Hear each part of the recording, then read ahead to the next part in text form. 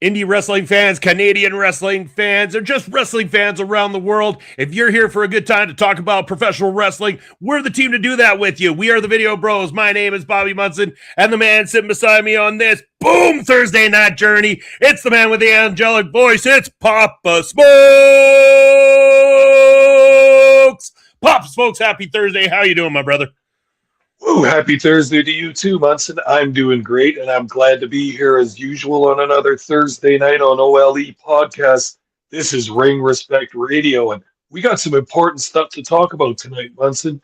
New wrestling companies to cover, but before that, a huge event for our home promotion, Prairie Pro Wrestling. You bet. Yes, we want everyone to stay tuned because we are going to be talking Uncharted Waters from North Pro Canadian Wrestling here tonight. So a lot of great stuff to talk about, a lot of faces we weren't familiar with, but we are now a little bit more accustomed to.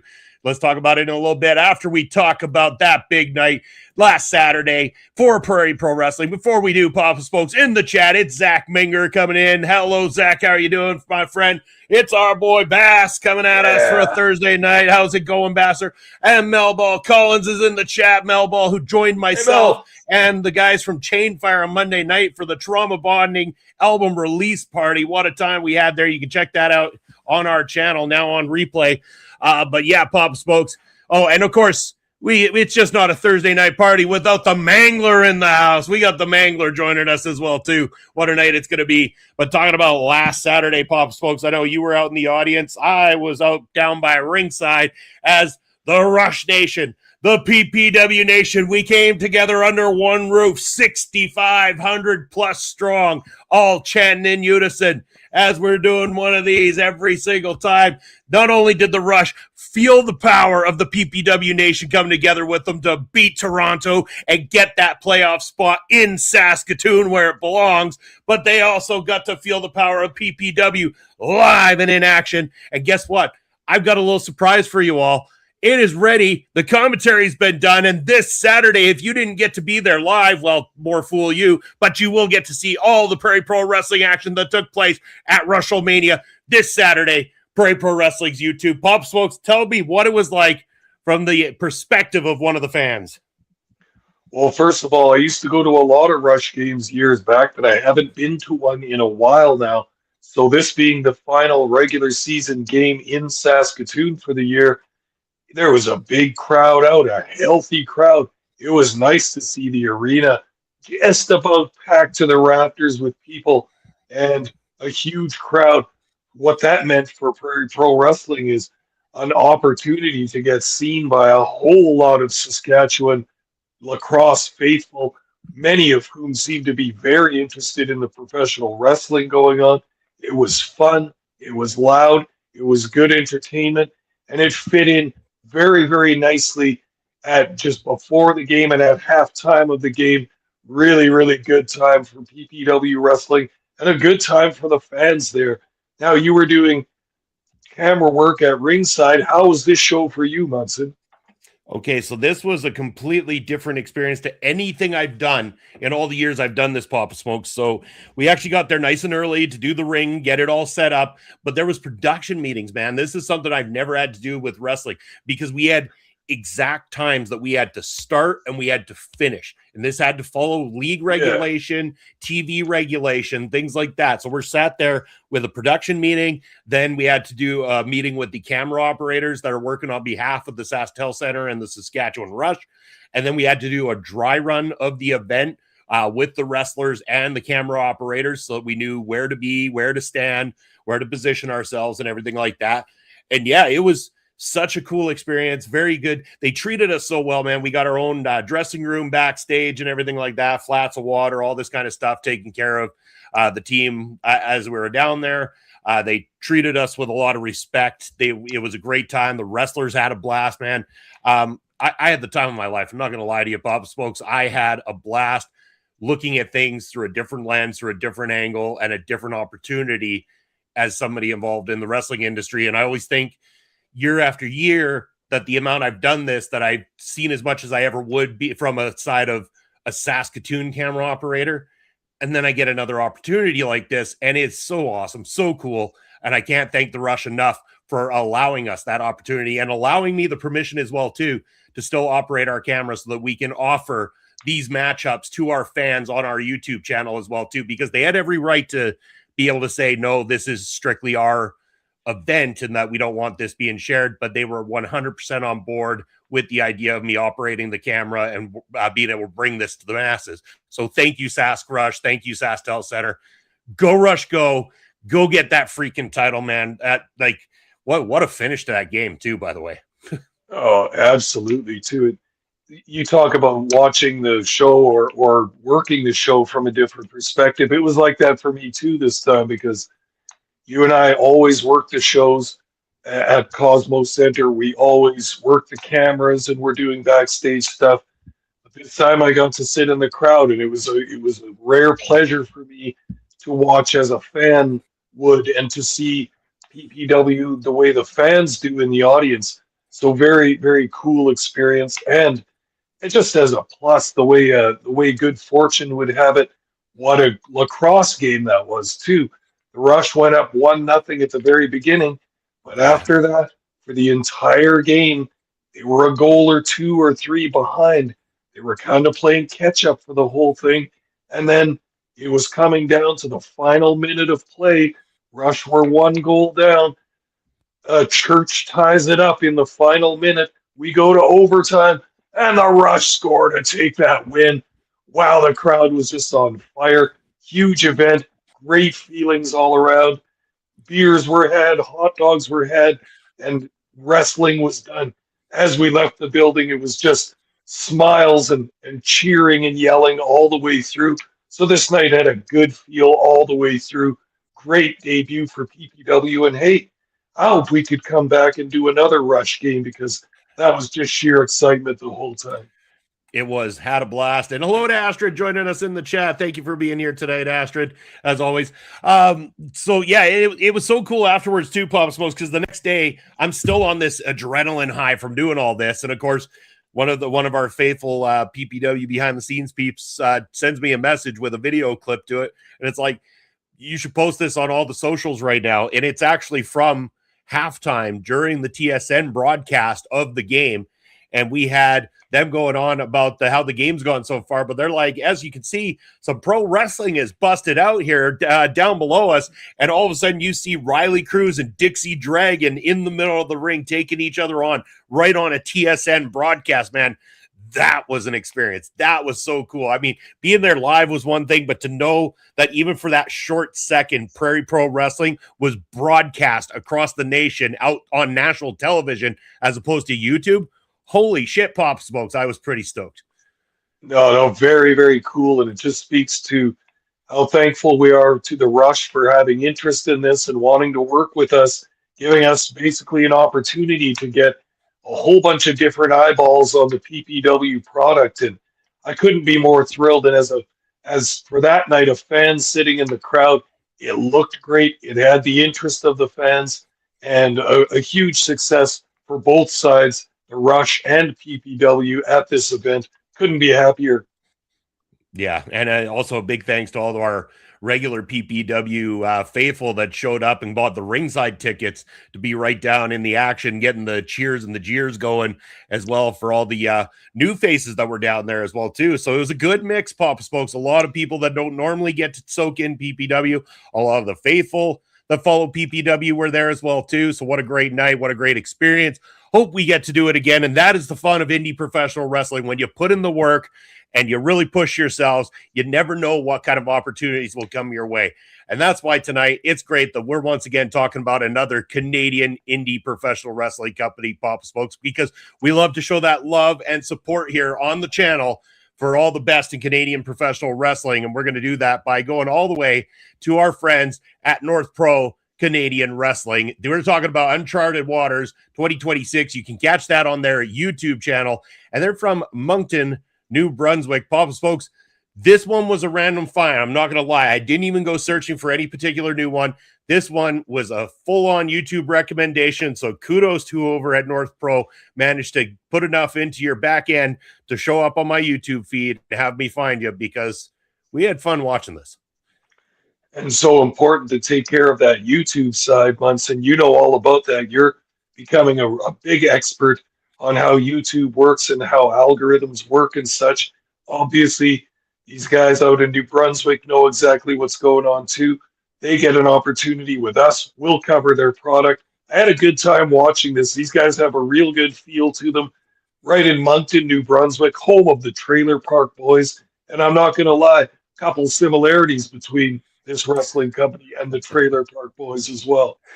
There's some stuff in there for sure. I like the venue. The venue looked really cool. They kind of had the fans are very close in this. Like, there's no barriers. The fans are mostly up against the ring on at least 3 sides of the ring. Then you've got a second level in this building as well too. So you got some people standing in an upper level just above the ring. This is almost as close knit as any independent wrestling I've seen, especially on the Canadian side from what we've reviewed so far. This is the ones where the fans they're very much in it, and we would get to, because there is no commentary on this video, we got to hear each and everything that was said between them and the wrestlers throughout this night. There was even, I'm laughing because there was already a time in this thing where I'm pretty sure some lady in the audience took a phone call near the camera that was operating, picking up the audio. So you're hearing her respond to a phone call and having this full-on conversation in the background. And I'm just chuckling because that is as real as independent wrestling gets when you don't have something to mask those things. When you upload it to YouTube, you're going to hear that. And to me, that is the fun of independent wrestling, is hearing just the natural sounds that are around you at a pro wrestling show. That is just how it is. That is what it's like being there live. And it's fun to feel like you're almost sat right there with them. And that's probably not the ideal fan to sit beside or have sitting in front of you that's taking a call in the middle of the show. But I agree with you 100%. That's the beauty of it, is that they're filming it as it happened. Warts and all, everything, but yet this was a very good show. But I'm just saying, you could hear lots of the fan interactions and all that kind of stuff. And they have one of those companies where the fans are so close, they're pounding on the apron of the ring during the match. It makes an excitement, and it shows a level of intimacy with the fans, that there's a certain trust there, right? Like, you could see that this venue was a bar. It was either a strip club or a nightclub of some kind, with the little balcony area around there and everything. These fans were having drinks, having a good time.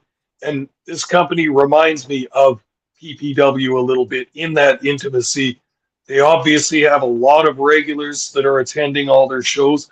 This crowd was more than familiar with all the wrestlers appearing on this card. They were drinking, they were swearing, they were yelling, heckling, and cheering, having a great time. And watching this, I think it didn't have commentary on it, but I think that added to it, is that you could it felt like sitting in the crowd and watching it. So a really good time. I would watch more of this anytime. Oh, for sure. Yeah, I'm looking forward to watching more of it. And let's start getting into the actual action that we saw here, Pop Smokes, and I'll go through some of my notes for each of the matches that I took down, and then throw it over to you. We're starting with tag team action here on this particular card. We got our first team here. Chocolate City comes out. Looks like a well put together team here. I was pretty excited when I saw these two gentlemen come out. Great matching gear, good look about them. Definitely were the heel team. The fans didn't seem to like these guys all too much, even though I found them quite entertaining throughout this entire thing. Taking on the Durlings, who come out as the babyface team, to a lot of fanfare, a lot of excitement. Again, matching gear. I like it. These are 2 established teams, obviously, not just 2 teams that they put together for the sake of a tag team match. 2 teams that are legitimately tag teams in a tag team division. So both looked really great. The Durlings are a little bit more of that quicker, athletic, kind of explosive type team. They do a great job of fighting from underneath throughout this entire match. Chocolate City do a good job of cutting the ring off, being able to work their corner, great in and out between each other, and great chemistry together. So this was an awesome start to this matchup. The Durlings end up picking up the victory by a pinfall in the end, but I thought this was a great first introduction to me for both these teams, and a solid way to start this card. Yeah, couldn't agree with you more. You put it very well. Thought Chocolate City looked awesome. Big guys, built like wrestlers, really looked like wrestlers. The Durlings, the smaller, faster, more technical baby faces, perfect for that role. And then I liked them putting this match on first because it really warmed up the crowd. Chocolate City were the heels, but they had a popularity and a charisma to them too because they're funny and they were joking, they were mocking their opponents, they were interacting with the crowd the whole time, and they were quite hilarious in doing so. So they're the kind of heel team that the fans aren't necessarily going to take up with them, but they're amused by them and they're entertained by their humor. So good stuff. Nothing fancy about this. A pretty standard tag team match, which I like. Baby faces fought from underneath and came back for a win with the big double stomp off the top rope. They get the pinfall win. This was a 10-minute match, along with getting kind of long to get started. A lot of chit chat at the very beginning, both with between wrestlers and with the crowd. But this was perfect, and this set the tone for an indie wrestling show in a bar with a bunch of fans having beers. We had some humor, we had some heckling. It was perfect, and I thought Chocolate City and the Durlings did a real good job in this match. I agree 100%. And something I forgot to mention before we even start talking about the match was that they had this video package at the beginning of this program that did a great introduction of talking about how some things are spoken or some things are presented and stuff. And sometimes the way of speaking is through your art and through what you bring to the table and stuff like that. And they basically were saying, even though we might not have commentary and all this kind of stuff, let what's happening in the ring do the speaking. And that it did throughout this entire thing. I felt like they did a great job of giving up that exact thing. That's what they offer you at the beginning. That's their hook for this entire program. And that's what they deliver on the program as well, too, allowing the in-ring work to do to the talking for them. Now, they did have backstage promos after the matchups, and we won't talk about each one of them, but it also very much helps because it allows the wrestlers to build those stories as well, too. It's not just on a couple of commentators like ourselves to try to build the stories for them. There's a lot more involvement from the wrestlers themselves, and that has its benefits as well too. We got very accustomed to a lot of the people on this particular roster. So yeah, great way to start off the card. Up next, we have the Ghost, Ricky Mortis, and he is from the mean streets of Moncton. I don't know if that is verified about how mean those streets of Moncton are. I'm not sure if you're too familiar, Pop Smokes. Maybe, but anyway, this is the beloved babyface. They like him. This is a #1 contenders match for the Northern Star Championship, which, as you got more of the promos and more of the, accustomed to what was going on here, I'm guessing the Northern Star Championship is more of the workhorse, the upper mid card type championship belt here. So interesting to see who would come out on top. Would it be the babyface or would it be Kevin Brien? And I made sure to write down how that's pronounced because I had to listen a couple times to commentary to make sure it wasn't Brien. It's Kevin Brien. He hails from None of Your Business and weighs in at also None of Your Business. And the crowd would play with this one a lot. There was one comment made in this one that I thought was great from somewhere, but it yells out of nowhere. It's like, why don't you head on back to None of Your Business there, Kevin? This one, loved it. Beautiful from the crowd. Solid match. Both these guys, great fundamentals. There was a solid build throughout. Kevin brings kind of that old school flavor of heel. He kind of cheating behind the ref's back and stuff like that. Nothing too dastardly, but just using those little bits and pieces to kind of like by hook or by crook try to get a victory in the matchup. But Mortis, he's an exciting wrestler, fights from underneath, comes back, overcomes, and takes the victory to become the new #1 contender for the Northern Star Championship. This was solid. I like this matchup. I like both these guys, actually. I thought this was good. I thought, obviously, I can see why Ricky Mortis is a favorite of this audience. But yep. I kind of liked Kevin Brien, to be honest with you. I thought it was nothing fancy about what he did, but he was effective with what he did. Yeah, that's well put, Munson. You could see that the Ghost, Ricky Mortis, was a longtime favorite of the crowd. They're very familiar with him.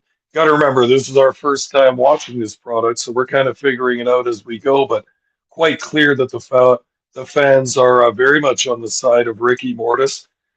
Kevin Brien was, a standard heel. Nothing fancy. He was bigger than Mortis, but he slowed that pace of the match. He was unraveling his wrist tape and doing some choking behind the referee's back.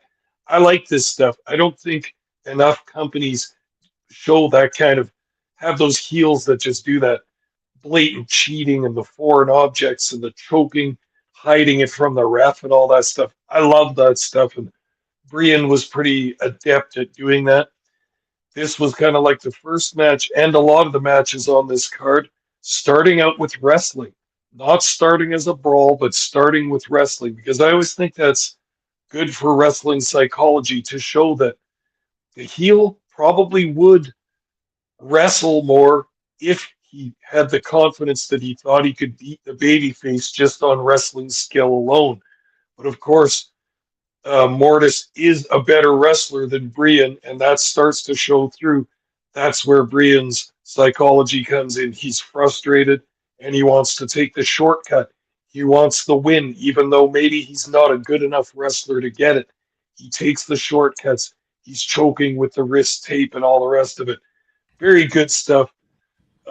Mortis eventually hits a diamond cutter variation, gets a nice clean win by pinfall, and this was a 10-minute match. Second up, not so much talking, not so much interaction with the crowd, but perfectly placed on the card. Put an action-packed match second, and you've got those fans after that charismatic first match by the tag teams. You get this one, it's all action. Now the crowd's getting on their feet. This is really good, and our card is off and running at this point. You bet. And good evening to our good friend Blair from the Great Maker Wrestling Podcast, as well as Winnipeg Pro Wrestling. Go check out Blair's podcast, as well as Winnipeg Pro Wrestling, where he is on the commentary team. Thank you for joining us, as always, Blair. Going on from there, Papa Smokes, for match number 2 to match, actually not a match. So we got to talk about this promo because it does tell a little bit more of the story, and then it leads to a match as well, too. So the North Pro heavyweight champion, the kid, Rudy Lockheart, comes out and he starts telling his story. And you can see he's the clean-cut babyface champion. I could tell already this guy's a wrestler. Like, he's a wrestler. And he's got the look, and I'm thinking to myself, man, he looks like a Von Erich. That was the first thing that went into my head, is he's got a Von Erich style look about him. And this is going to become funny because if you stay tuned, you're going to know exactly why, because he's given this heartfelt speech about his very first match and how North Pro gave him that opportunity, and they teamed him up with a man that he is going to be fighting tonight, Dayton Cameron. They were tag partners when they first came in together, and now they're going to be standing across the ring with the championship on the line. I'm like, okay, we've got a story. I see what they're talking about. Let's let this all unfold. This is cool. I like where this is going. Then all of a sudden, we get the arrival of Yukon Cornelius. How do you like that name, Papa Smokes? Yukon Cornelius. Love it. Straight out of the old school. Lovely. So he interrupts and he calls first. Here's the funny part. First of all, he calls Rudy a Von Erich looking son of a bitch. And I could not stop laughing because I already thought in my head, this guy looks like a Von Erich. And then Yukon Cornelius comes and cuts him down with that exact line. Beautiful. We then get, and he was sat off to the side most of the night, which I'm going to make the assumption is GM or owner, but I couldn't catch his name in this particular video. So if he happens to ever be watching this, my brother, sorry we didn't catch the name. We will learn it soon enough as we watch more of your product. But he gets on the microphone, tells Yukon Cornelius that he shouldn't be out here. He's not technically on the roster. He's not in the league of fighting Rudy at this point in time. He's got to prove himself in North Pro if he ever wants to get there. So he's got a match for him. He's got a match set up for him against Alex Robbins. Before we talk about that match, though, Pop Smokes, this promo and everything, that your thoughts there? Cool. It introduced the North Pro heavyweight champion to us, Rudy Lockheart, the kid, as they call him. And yeah, like you said, he's a white meat baby face, as they like to say, just pure and clean cut. He's very small, but that can work in a wrestler's favor sometime, especially if you're of the style of Rudy Lockheart, which we're going to see later in this card and later in this review, but all full of energy, all full of technical ability, a high flyer, and he uses every pound that he's got to vanquish his opponents. And he's a very versatile wrestler. creates a lot of babyface heat in his match, which we will talk about in a bit. This promo was good, especially for us watching the first time. We get introduced to him before he has a match, and we get the sense, as in most wrestling companies, that he's got a lot of attention on him. He's got a target on his back as the champion. And all the other wrestlers in this company want a piece of Rudy Lockhart. So we're going to see more of him coming up in a little bit.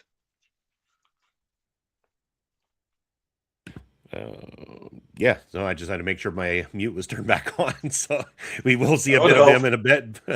You can't hear me though, right? I'm good? Yes, yes. Okay. Yeah, I muted myself for a second there. I want to make sure I didn't have any technical difficulties, but we would see more of him in a little bit. But in the meantime, Yukon Cornelius is going to have to face his opponent that was thrown at him, and Alex Robbins, who comes out, man, he's got a whole lot of energy and a lot of charisma, does Alex Robbins, and the fans love this guy. I mean, right away, I'm like, okay, this guy's exciting. He's coming out to a lot of explosiveness and excitement, and man, he's given up some size against Yukon Cornelius, but we'll see how this works out. And, worked out well. It did. Alex Robbins, to his credit, fights very, very well from underneath. He's, a clear, sympathetic baby face throughout this entire thing. Yukon Cornelius, he's a standard, thug type in the ring. He's smash mouth, brute, whatever you want to call it, but his fundamentals are strong. He's got a good vibe about him, and it works. He's good at drawing that heat. He's good at getting the crowd riled up. Alex Robbins, on the other hand, every time he'd lay something in, those fans got excited. He was explosive. They wanted to see him win. And when he did in the end, Yukon getting a little too big for his boots. It was a shock roll-up and a big victory for Alex Robbins that even for someone who hadn't watched the product before, I was kind of shocked it went that way. But these things happen in wrestling. It happens all the time. You get these guys, these big guys in there that are overconfident and everything, and sometimes you got to pull the trigger and let one of those other guys roll them up out of nowhere and really dig that anger into the heel in a great way. And I think this is best because Yukon's come out here and right away he's pictured himself in the title picture, but they're saying no, not yet. You have to prove yourself first. And his first opportunity, he blows it against a guy who he thinks that he definitely can steamroll. But now he's got to go back to the drawing board and really pick up his boots if he wants to ever get himself into the title picture. And you can guarantee Yukon Cornelius is going to be all kinds of pissed off when he gets his hands on Alex Robbins the next time around. Oh, and you could see that Yukon Cornelius was the more experienced of the two wrestlers. You can see this guy's been around the block quite a few times. His ring work was quite good. His crowd work was quite good, and he worked very well with the young babyface. You get the sense that maybe these guys have done some training together or had a couple matches before, but Cornelius came in, did a classic big heel thing to do is just slow it down. Don't let the babyface get his exciting moves off. Thus, you're frustrating the crowd a little bit who want to see those aerial moves, want to see the speed and technique of the babyface. No, Cornelius ain't having it. He's knocking him down with forearm shots and kicks to the midsection and just typical slow, simple heel offense. Cornelius controlled much of this match, didn't let Robbins up. Robbins had a couple of hope spots where he was trying to come out, but Cornelius cutting him down. Eventually, Cornelius locks in kind of a cobra clutch type sleeper variation, and Robbins kicks off the top turnbuckle, rolls it up, and Cornelius unable to get the shoulder up. That's a 1-2-3 clean win for the young babyface Robbins. So you got to think the company's thinking we could maybe push this Robbins up comfortably to the middle of the card where he can get some more experience. Then we'll see how he does there. And who knows what's next for Alex Robbins. He might be at the top of the card by next year. We'll see about that. But for now, an exciting win. The fans are happy about that one. Cornelius has to take his ball and go home. He's unhappy. He's out of the title picture. Too bad for you, Cornelius. You just got beat by an exciting babyface. He did indeed.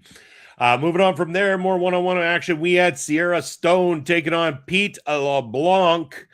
This one, I wrote down here that LeBlanc and his manager come in. They draw a lot of heat right away. Sierra Stone, obviously very loved by the fans. They talk about how tough she is. I thought one of her best pieces is her interaction with the audience. She listens to the audience there throughout the night. If they wanted her to throw one more of one of her moves, she let the audience have exactly what it was. And as a babyface, that's really what you want. You want to feed into that audience as much as possible because they're the ones that are cheering you on. They're the ones that are going to be able to keep pushing you up that card as you progress and everything, because they're going to pay to want to see you. And I think Sierra Stone did such a beautiful job throughout this night, and you can hear that interaction. Without that commentary there, you can hear it. Someone shouts something out, she would reply to them and give them a show. Excellent job. On the other side, we of the ring, we've got Pete LeBlanc, who does a good job healing it up, especially with his manager on the outside. Ended up being the shenanigans of his manager that ends up almost getting the victory for him, but still wasn't quite enough. Sierra Stone too much for Pete LeBlanc, and in the end, Sierra Stone walks away with a big victory. Pretty solid. Again, another solid matchup here. In fact, there is not a single match on this card, I'm going to throw it out there right now, that was not solid. I had an enjoyment every single thing they put on here on this event. Yeah, same here. This was another good one. Another 10-minute match. These wrestlers were watching their times very carefully and getting those in. This looks like it was slated to be a women's match. Chantal was supposed to be the opponent. She was unable to make it, so LeBlanc fills in. So now with Sierra Stone, her nickname being the Hidden Gem. That's a cool nickname. Like that. Yeah. That's creative. So right off the bat, Sierra Stone fighting from underneath, because not only does she not have her female opponent tonight, she's got Pete LeBlanc, who's a pretty good-sized male opponent, but he comes to the ring with the manager. You know that a heel manager is going to get involved in the match at some point. So the crowd is looking at Stone as a bit of an underdog in this match, although they clearly have enjoyed her wrestling before. Pete LeBlanc doesn't go easy on Sierra Stone at all. He gives her some hellacious chops, but at the same time, that was one of the moves that stood out for me from Sierra Stone, were her chest chops, which were smacking throughout that room. They're really, really good, and the crowd love it when they can hear those hard slapping impacts. Really, really good stuff. Then I like the way the finish of this match went too.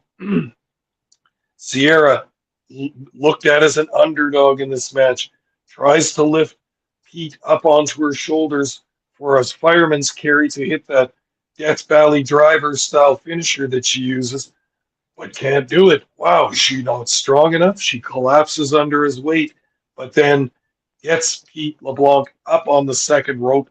Now she's got that lift, and now she can deliver that running Death Valley driver, gets a clean pinfall, gets a big win. 10 minutes, they're in and out on this segment. Sierra Stone looking like the hidden gem that her name denotes her to be, and she's got a momentum-building win against a game opponent in Pete LeBlanc. Good match. Third on the card. Very, very nice. Keeps the energy up amongst the fans. Keeps the energy of the show going. So we're going strong after match 3. This is good. Yeah, and then match 4, surprisingly, is the match I thought was going to be the main event of the night, but wasn't the main event of the night, surprisingly. The match we were talking about before, the championship match, the North Star Pro Heavyweight Championship matchup. Dayton Cameron taking on the champion, the kid Rudy Lockheart. I was very interested to see how this would turn out here. Both gentlemen come out. I wrote down here great fundamentals from both these two. Rudy is especially polished and slick inside that ring. This guy is clearly someone who travels to a lot of different feds, a lot of different organizations, wrestles a lot, does a lot of bumping. He's been doing this a very long time, and you can see just how polished he is. He is very, very good. Dayton is no slouch, though. He is extremely good, too. And you can tell that there is chemistry with these two guys. They obviously have known each other a long time from the promo that Rudy delivered earlier in the night. They've known each other since before they even became wrestlers, according to him. So these two know each other inside and out. Seen throughout this matchup with a great workmanship in this thing. Great back and forth, great technical ability, and a story to be told as well, too. These guys built on that story throughout this match, and it did not disappoint. Rudy ends up getting the pinfall victory, but I was very impressed by Dayton Cameron as well, too. This, Pop Smokes, was definitely my match of the night for the championship on this one. Yeah, very solid match. They gave the guys 18 minutes for the championship match. Quite enough time to get the job done. As you said, these two have a history together, having been friends and tag team partners and all that. But once that tag team and that friendship breaks up, you got wrestling gold there because these two know each other, can put on a good match. When they're on opposing sides of the ring, they're really going to tear it up. So Cameron's got quite a large size advantage over the babyface Lockheart. They start this match with some pretty nifty wrestling as well, both showing those fundamentals, the holds, the reversals, the running the ropes. It's a little bit back and forth, headlocks, head scissors, all that kind of stuff. Very, very good. The crowd was completely invested in this match, and as you mentioned, Munson, you could hear the words of the fans quite easily during that. There was some good heckling going on at the expense of Dayton Cameron during this match. Quite hilarious. Cameron, every time he went outside the ring, went over and was grabbing the belt, the heavyweight belt from the sort of commentary or timekeeper's table there. That was kind of adding to the story that Cameron wants that belt real bad. There was a nice spot with a big superplex that had both men down for quite a while. There was something about Dayton Cameron that I didn't think he seemed like he was completely into the heel role. Now, again, this is me just watching this guy's first match, so I'm not completely sure. Maybe he's been a babyface for a long time in the past, but in this heel role, I don't know. It didn't seem like he was perfectly comfortable with it, but don't put too much weight on that. This is the one and only match I've seen of this guy, so no negative criticism, nothing like that. They did a great job in this match. Anyone against Rudy Lockheart would look like a heel. That's how much of a babyface Lockheart is. But this was good. Perfectly good match all the way through. Lockheart hits a Canadian destroyer and then a flying headbutt to get the pinfall at the end. Clean win, 1, 2, 3. And then Lockheart, always the pure babyface, helps Cameron up to his feet. They have a little handshake at the end, which just kind of is a little feel-good moment. The former friends, maybe not feeling that friendship in this match so much, but managed to make a nice little handshake at the end. It leaves the fans wondering, what's going to happen in the future for these two? Will they get their friendship back, or is this going to lead towards a feud, a grudge match, a gimmick match? We don't know at this point, but a fine heavyweight championship match on this card. Not the last match, but next to the semi-main event here. So fans coming away from this one highly entertained, I would think. At least that's what their words, which were clearly all audible, would totally suggest. Yeah, and I mean, to second on that thing about Dayton, I almost wondered if he was less playing up the heel as it is the maybe a little bit bitter buddy that wants that championship, and it was less heel and more of, I want to fight you to still prove that I can hang, or to prove that I'm out the one that's better than you. Yep. Just because you had the opportunity, then I'm going to show you, man. I know what your moves are. I know how you work, and I'm going to try to outwork you. Kind of thing. I felt that more of a presence than I felt like this guy will nut shot the champ or something like that halfway through this matchup. It didn't seem like he was ready to steal a win by any nefarious means or anything like that. More so, he wanted to just try to prove he could out wrestle and out defeat Rudy. But on this night, that wasn't the case. And it does leave it open to that mystery of, could that eventually play into the mind of Dayton? Will he actually break and then maybe full on go to the kind of level he needs to go to try to take a title like that? We don't know. Again, we're both new to it. Give it time. We'll see. But I kind of felt that more from Dayton than I felt Tim a full on heel. And so I see where you're coming from on there, Pop Smokes. Yeah, for sure, for sure. This match still worked perfectly. It had a different psychology than the typical heel babyface match, but perfectly good. And I get the feeling that they're building something here too. Again, this is the first time we're watching this company, these wrestlers, so we're kind of jumping in the middle here. We haven't seen what they're building before this, but hopefully we watch the rest of these cards and cover more of this, and then we'll see where this story goes because I'm already interested. Yeah, me too, man. So we got two more to talk about. Up next, it is the Northern Star Championship matchup. The champion, Dead End Dawson James, defending against Suicide Jesus, Justin Turnbull. Hopefully, saying Suicide Jesus won't get the Google bots after us and stop this stream from going to number one. But yes, I got to say, in terms of the names, they're chaotic enough, but this matchup was your chaos match of the evening. This was the one that spilled to the outside. This is the one that had all the nonstop, over the top, crazy, holy shit moments and everything that the crowd got into. And the reason that works here for this particular matchup and on any independent wrestling card or any wrestling card period, and I say any wrestling card period, is if you have one match that goes to the outside and you have one match that does all the crazy shit and you have one match that does those things, it makes it different. It makes it interesting. It breaks it up from the monotony of everything else going on your damn card. So this was the perfect spot for this matchup. This was the perfect guys for this type of matchup. And I'm glad that nobody else did this shit throughout the night in terms of the other matchups, so that we got here. This was a nice change. I enjoyed this one in the end, Pop Smokes. It was different from everything else we saw on the card. It was a great introduction to these two gentlemen. And this was when the fans were at their most hilarious. I could not stop laughing throughout this matchup. Yeah. Those fans were brutal. And this is what I'm talking about. This is, I'm pretty sure, the matchup where that lady was on her phone talking to one of her friends, I think probably talking about where they're going to get drinks after the matchups or something. Not too sure what her important call was, but there was a lot of fun going on this one. Dawson James retains, which we can only presume that we're going to get Dawson James here soon against the Ghost Ricky Mortis after Ricky won earlier in the night. But yet to be seen. We don't know what the lay of the land is. We don't know if there's somebody else who's in line before Ricky Mortis.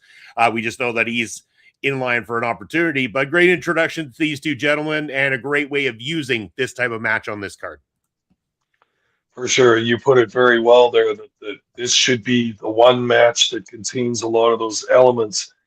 And this also was a lot of fun for the crowd. I could see that Suicide Jesus Justin Turnbull was well known by the fans. He looks like he's been a wrestler in this area for quite some time.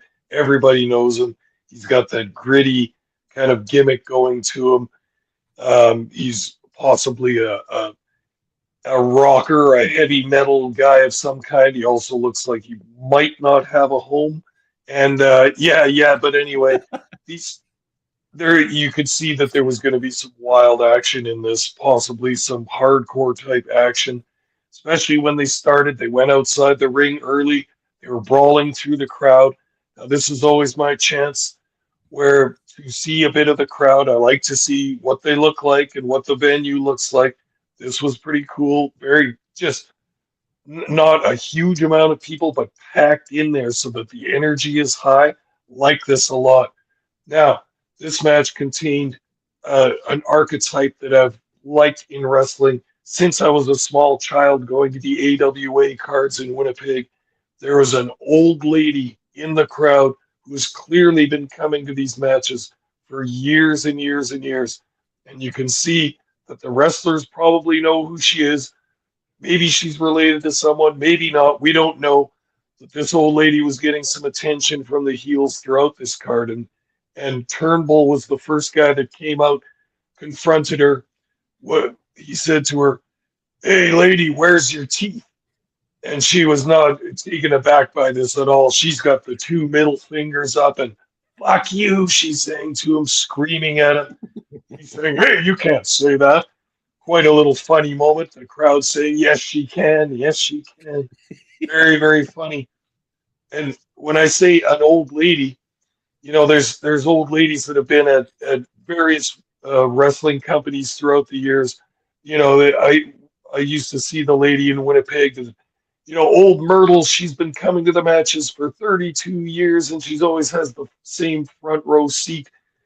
And at some point, I remember she would shuffle her way up and try and hit Bobby Heenan with her purse, and stuff like that. And it was delightful to the crowd. We loved her spirit, and she was always after the heels.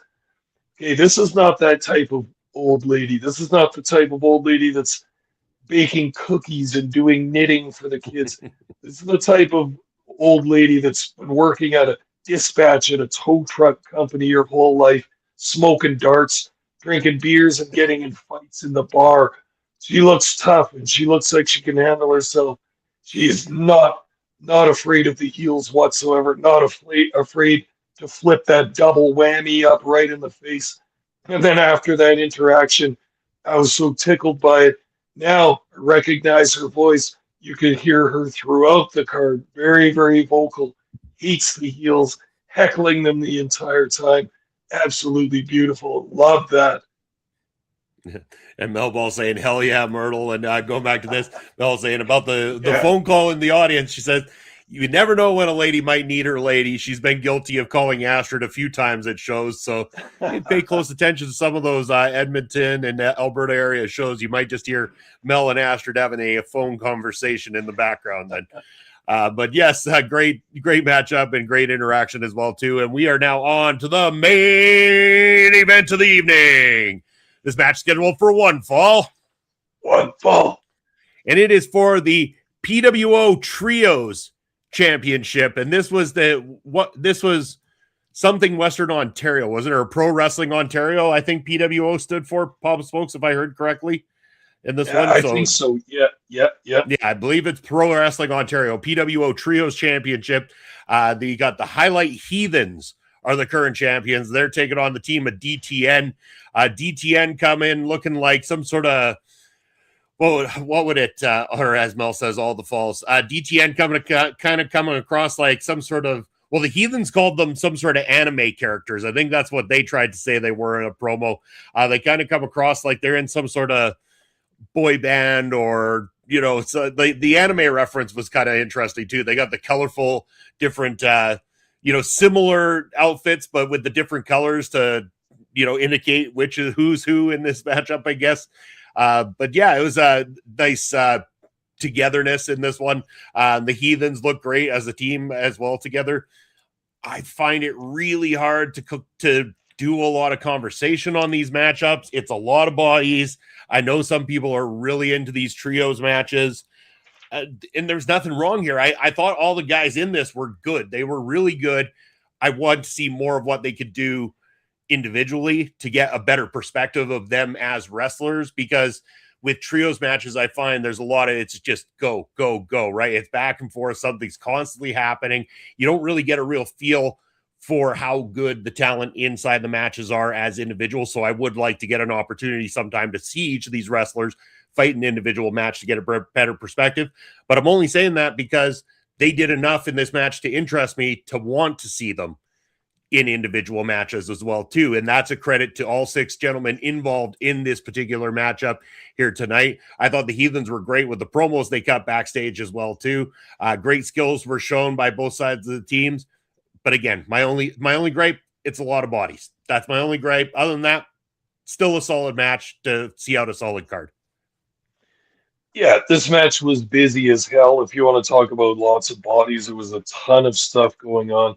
The ring looked kind of clogged up at times with so many guys, but as a main event, I like this six-man tag match, especially that it was for a set of belts. I liked DTN. They were more guys that looked big, looked strong, and looked like wrestlers. Their little tagline was, "We're here for the moms." That's kind of interesting. As At first, I thought they were DTF, which means something else entirely. But no, it's No. DTN. No. Yeah. DTN are here for the moms. That's really good.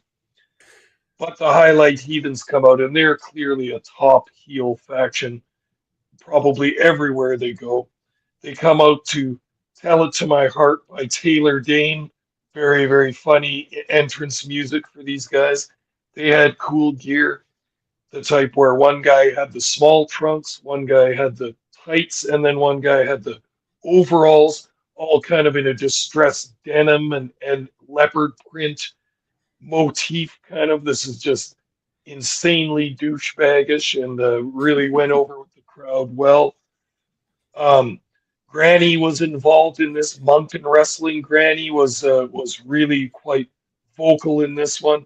You could hear her yelling "F you" and "kiss my ass," and then the heels going right up to her side of the ring, hitting the crotch shot and yelling "Suck it, Grandma." Lots of laughter there. Obviously, she's a fixture at these matches. Quite used to, quite used to this kind of treatment. Um, ETN starts off strong, but the heels take over. They distract the referee. Now they're cheating. Now they're double teaming. So DTN fighting from underneath here. The heels on offense for a lot of this 18 or so minute match. Um, what else do we have here? Oh yeah, this one went outside the ring a little bit, which is kind of a different animal for this company because they really only had one side of the ring where there was any room for them to move around. The other three sides, as we said, have the fans so close that they're beating on the apron.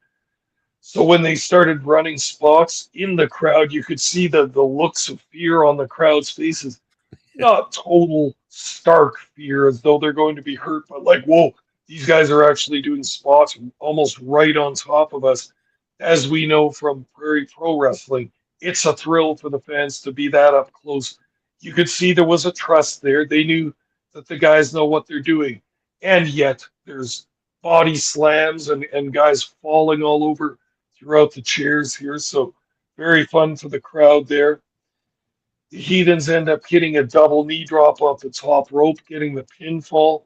So the Heathens win and continue their what I assume is probably a run of wins with those trios championships. But DTN didn't really suffer from this loss. They got cheated out of it. They're still popular with the crowd. And then just before the teams leave the ring, DTN get a finisher in on one of the Highlight Heathens, much to the delight of the live crowd. So they come away looking just a little bit better out of this too. A fine main event, had a little bit of everything, was a busy match with six guys, often all in the ring at the same time. But I'm not going to fault anybody for that. It had action, it had a little bit of drama in it, and the Highlight Heathens show that they're top, obnoxious, arrogant heels, and they really had the crowd whipped into a frenzy. DTN just coming up a little bit short of that win. So the Heathens leaving the crowd in frustration after this card. What's next for both these teams? I could see DTN getting another shot at those trios championships because they did quite well in this one. Yeah, I agree with you there, Bob Spokes. Millball saying that one group sounds like a K-pop group. You know what? Their outfits kind of looked very similar to a K-pop group. That would be a good way of explaining what DTN looked like. Go check it out, Millball. It's just over on YouTube. North Pro Canadian Wrestling. Uncharted Waters is the match. You go right to the main event. You'll see exactly what we're talking about. Very neon colored on the different outfits there. So very cool look to both teams. Yeah, it was a very extremely enjoyable card. I'm glad we watched this, Papa Spokes. I'm happy to continue to watch these guys, continue to review these guys, and put them into our arsenal. Not that we've had a lot of room in the arsenal lately for stuff here, to almost to the point where we'd have to be running double shows a week to cover everything we want to cover. But I'm happy to diversify. I'm happy to get more in here as much as possible when we can. And North Pro Canadian Wrestling, in my opinion, gets the big old thumbs up for continuation here on Ring Respect. For sure. I agree with you on that. And I couldn't be happier as a Canadian to cover a bit more Canadian content. And, you and I are familiar with a lot of these Western Canadian companies. I like dipping my toe into the Maritimes and just seeing what's going on down there. I think we should also look at Toronto and Montreal and those surrounding areas to see what kind of indie action. Of course, you and I have watched little bits and pieces of stuff. Well, I'm sure we can find more. So between the Charlottetown PEI and now we've got Moncton, New Brunswick, this is nice. We're getting a taste of this maritime wrestling, as we found out in a hurry. Not so different than the way we do it out here. This North Pro as a company looked very adept at setting up a card, setting up their matches, structuring the card to have maximum excitement for the fans, and then advancing their little title storylines that they've got going on. So I'd be interested in watching more of this. I'm already kind of wondering what's going to happen with a couple of these small feuds that are going on, and I'd be happy to do another review of North Pro Wrestling. Good stuff, and we get that little bit of maritime flavor there too. Really nice. You bet. Yeah. And you know what, Pop Smokes, we got a lot more to review coming up here on the channel as we start to come to a close. I will let everybody know that next week's show, I'm going to put on a bit of a we'll see what happens sort of deal, Pop Smokes. And I know you and I didn't talk about this yet, but our friends over at SPW New Zealand just wrapped up the Battle Lines Cup. Right. So I'm thinking to myself, this thing is either going to land over the weekend here into this coming week, or it's going to land the week after. It's one or the other, and I'm going to take a gamble. So what I'm saying right now, Pop Smokes, if by Tuesday SPW has not dropped the Battle Lines Cup on YouTube, I think we roll over to Winnipeg and cover Fight at the Museum, seeing as that dropped recently on their YouTube. Yes. And if it does, and if SPW does land, we'll go to SPW first, and then we'll take care of Winnipeg the week after. Either way, you're getting those two from the Video Bros in the next 2 weeks, if that works for you, Pop Smokes. Sounds good to me. I am dying to do both of those shows anyway, so the order doesn't matter to me. We'll get to both of them, no problem. Fantastic. Looking forward to it. Looking forward to bringing more indie wrestling reviews here to you on Ring Respect Radio, as well as getting back to our trip through the territories, which is going to be coming up. I say after those 2 weeks, we owe it to the fans. Week number 3 is going to be a trip through the territories. We'll discuss that here after we go off the air, Papa Smoke. But in the meantime and in between time, why don't we show that beautiful, lovely, expensive ticker right there, and you tell the people where they can find you and what you got coming up. It all sounds good. All the people can find me on Thursday evenings on OLE Podcast and the Video Bros Network on Ring Respect Radio, which is the very podcast you're watching right now. Other than that, I can be found on Elon Musk's free speech wonderland known as X. I'm at smokes_papa.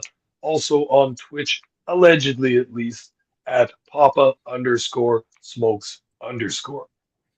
Fantastic. As for myself, Bobby Munson, my credentials are down below. Follow me on all social media where you can find me next. You can find me right here on the channel, 11 a.m. Eastern time this Sunday with Andre 2/3 Fluffy C, as we're talking about the week in sports. And we're also saying a good night, excellent good night to you, Mangler. Thank you for being here with us tonight. You can also catch me on Prairie Pro Wrestling's YouTube channel, along with Pop Smokes right there. This Saturday, we got the big one coming at you. It's WrestleMania. All 3 matches dropping on the YouTube channel this Saturday, so stay tuned for that. We had an excellent time calling it. Can't wait to drop it for you, the fans, this Saturday afternoon.